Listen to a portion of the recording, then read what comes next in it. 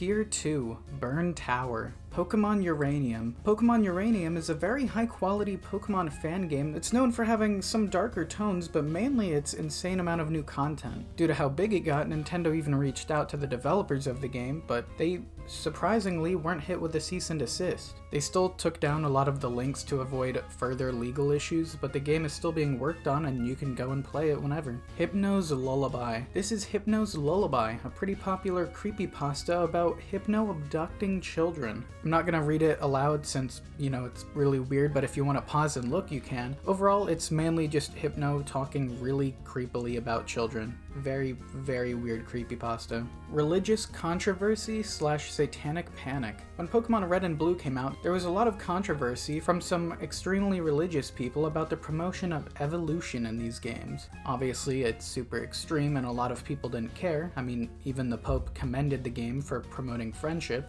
But for some reason, there was a lot of people really mad that evolution was a thing in the game. Fakemon. Fakemon are pretty self-explanatory. There's so many official Pokemon, of course people would think of and want to make their own. And some people did and tried to play it off as if they were real Pokemon. One of the most popular ones was Mew 3. This Mew 3 was nowadays pretty obviously fake, but back then kids didn't know any better. And I remember being told about a Mew 3 when I was a kid. Looking back, it seems so obvious that this image is fake, but back then it looked super real. Smogon. Smogon is the name of a third-party competitive Pokemon site that teaches you how to get into competitive Pokemon, using things like Pokemon Showdown, a battling site that has all the Pokemon, and a lot of lengthy guides, calculators, videos. I mean, it's a really in-depth site, and if you ever want to get into competitive Pokemon, this is for sure the way to go about it. It's not officially supported by the Pokemon Company at all, but it's super popular and very well put together. Event Pokemon. Events can sometimes happen in Pokemon games, and these events range a lot in quality. Sometimes just going to a place in real life with your device to get a gift, to sometimes an entire extra island being in the game. It's a really unique Mew event. While I'm writing the script, there's a Shiny Rayquaza event going on in Pokemon Scarlet and Violet that lets you get an exclusive Shiny Rayquaza. Now as of recording the voiceover, it's over, but it was really fun, and in the last video you can see me doing the fight. It was a pretty normal just raid. It was 5 stars. It wasn't difficult at all. I did a first try with a Haxorus, but it was pretty cool because there's no other way to get Shiny Rayquaza in that game. Normally there will be a lot of events to get shiny versions of your game's legendary Pokemon, and hopefully we get one for Scarlet and Violet because, oh my god,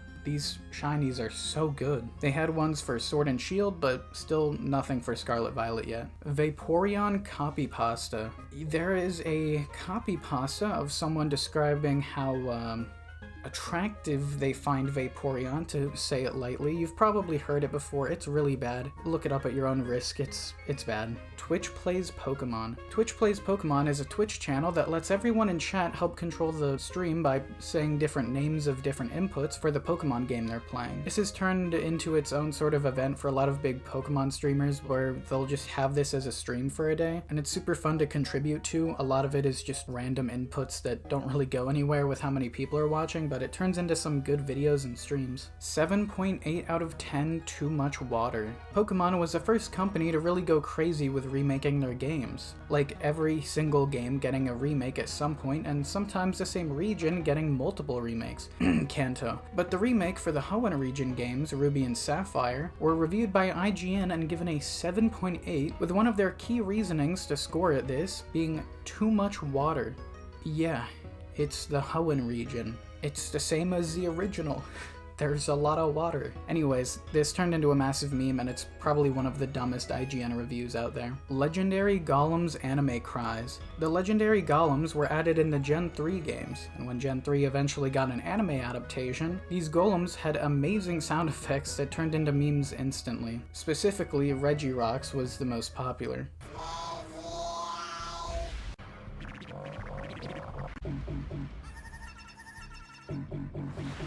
Cubone / Kangaskhan connection. Fans have theorized that Cubone and Kangaskhan have a connection because of how similar they look, and while it's not confirmed they are or anything, it's certainly hinted to a lot. The Pokédex description of Cubone says that it's wearing the skull of its dead mother, which, dark, but it does look a lot like the Kangaskhan skull, and also Cubone can occasionally call Kangaskhan as an ally in the Alola games. and these allies are normally evolutions of the Pokemon calling them, or at least very similar Pokemon. It was also leaked that originally there was going to be a Pokemon named Guardia that was going to be the final stage of Cubone's family but got cut out. This Pokemon looks a lot like Kangaskhan. It looks like originally they were meant to be connected. I don't know why they're separate now, but I mean, come on. Pokémon Fusion. Pokémon Fusion is a website and Pokémon fan game called Infinite Fusion, where you can take any two Pokémon and fuse them together for a new sort of evolution. With there now being 1,025 Pokémon, that means there is a possible 523,777 possible fusions.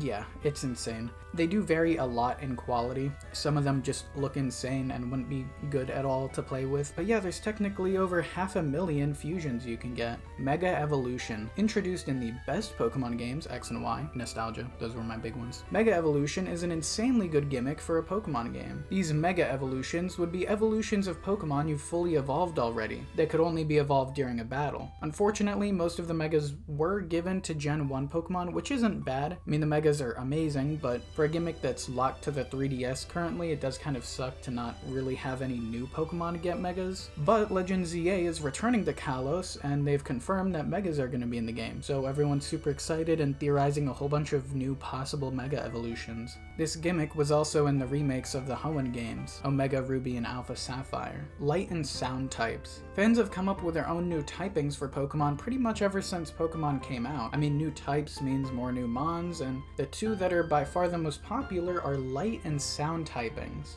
Some Pokemon like Exploud and Noivern for sure fit as sound typing, and some do for light as well. Mainly the sound ones like Exploud would make a lot of sense. A lot of them are more obvious for sound. But talking about Noivern, this isn't on the Iceberg, but in the Terra leak last October, it was revealed that Noivern was going to have regional forms, meaning all throughout Kalos, there was going to be different forms of Noivern, one of my favorite mons. Anyways, would have been amazing. Light and sound types, for sure the most popular. It makes sense that they're not doing new types. I mean, it's been forever since Fairy, that was 2013. It's been a decade since they added a new type, and it's not even in the cards anymore, so we probably won't get any in the future. Diglett and Dugtrio's bodies. Diglett and Dugtrio's bodies still haven't been revealed. Like, what they look like under the ground, we have no clue at all. A reader even got to ask Masuda what their body looked like, and Masuda himself didn't have an answer. Another designer of Pokemon, Yoshida, said that he thought it might have looked like a hand under the ground. Just sounds super creepy.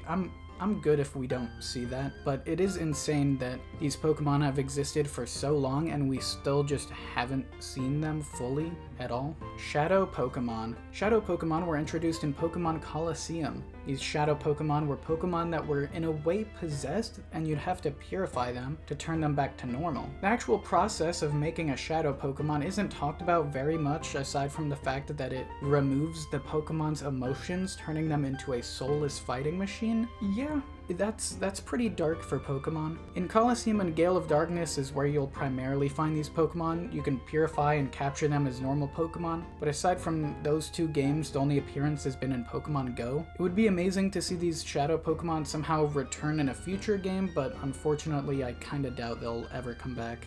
How Pokeballs work. Using a Pokeball on a Pokemon will, according to Professor Laventon, shrink the Pokemon and put it inside of the secure and comfortable ball. Well, one of the few times we've gotten to see a glimpse inside the ball was in Indigo League, where it shows a hollow sphere when Misty catches a Psyduck, but a lot of fans have sorta agreed this isn't really the best depiction of it, and the normal Pokeball probably looks more like what we saw with Quaxley inside the Luxury Ball in the newest anime, Pokemon Horizons. Very good, by the way. Where it actually looks comfortable and would just kind of be like a room in a way. High quality animations. It was stated that one of the big reasons that the National Dex was removed for Generation 8, Sword and Shield, was to have higher quality animations. But there's some animations, like Double Kick, that are, well, they're pretty bad. I'd for sure say the National Dex is better than having some more animations we got, but at this point, almost all the Mons are on the Switch. Still not all, but almost, so it doesn't matter as much anymore. Charizard overexposure. Charizard gets a lot of attention from the Pokemon Company. At this point, a lot of people are sick of it, and he's just kinda like a second mascot to Pikachu. Charizard is awesome. I mean, Charmander's my personal favorite for the Kanto starters, so I love him, but Charizard got 2 Mega Evolutions, wouldn't be surprised if he got a 3rd in ZA. He was the ride Pokemon for the Alola games, despite not being in the Dex. He's Leon's main Pokemon in Sword and Shield, and he even has his own Gigantamax form. A lot of people just want to see any other Pokemon get some attention like Charizard does. Pokemon breeding. Breeding has been a thing in the Pokemon games since Generation 2. By leaving 2 specific Pokemon that are compatible with each other in a daycare, they'll produce a Pokemon egg that after you move around for a while, it'll hatch into a new Pokemon. You can do specific Pokemon that'll work with each other, but the primary way that people do is just getting a Ditto and breeding it with any other Pokemon. There's also a method you can do called the Masuda method with breeding with a Ditto. Introduced in Generation 4, if you breed a Pokemon with a Ditto of a different region than yours, your chances of getting a shiny Pokemon as the outcome is a lot higher. With this method, it turns from 1 out of 4,096 to 1 out of 682. Shiny locks. Since Pokemon Black and White came out, certain Pokemon have been shiny locked, meaning they'll never be attainable in the game as a shiny. Certain shiny locks are temporary, most of them are. Normally it's just the legendaries of the game are shiny locked until a couple years later after release. Then there's an event to get them as shiny, but there's some Pokemon from Sword and Shield, Arceus, and well pretty much all of Scarlet and Violet's mythical and legendaries are shiny locked. Koraidon and Miraidon will probably get an event sometime soon to get them as shiny, but aside from that, all of these Pokemon are still shiny locked. Nowadays, the starters are also shiny locked, but not fully. In the old games, you could keep resetting your game to get a shiny starter, just off the start of the game. Now, the only way to get a shiny of the Paldea starters is by breeding. They just can't be shiny at the start of the game. Gender differences. From generations 1 to 4, there was a lot of gender differences in Pokemon. Some were way more obvious than others, like for Heracross, the female has a heart symbol at the top of their head, and some were way more subtle, like male Xatu has 3 stripes instead of 2 on their side. Also had to mention Wooper has different sets of guild branches for their gender. I know a lot of people love Wooper. But yeah, gender differences weren't fully scrapped after Generation 4, but you're lucky to have more than one Pokemon that has gender differences in a game now.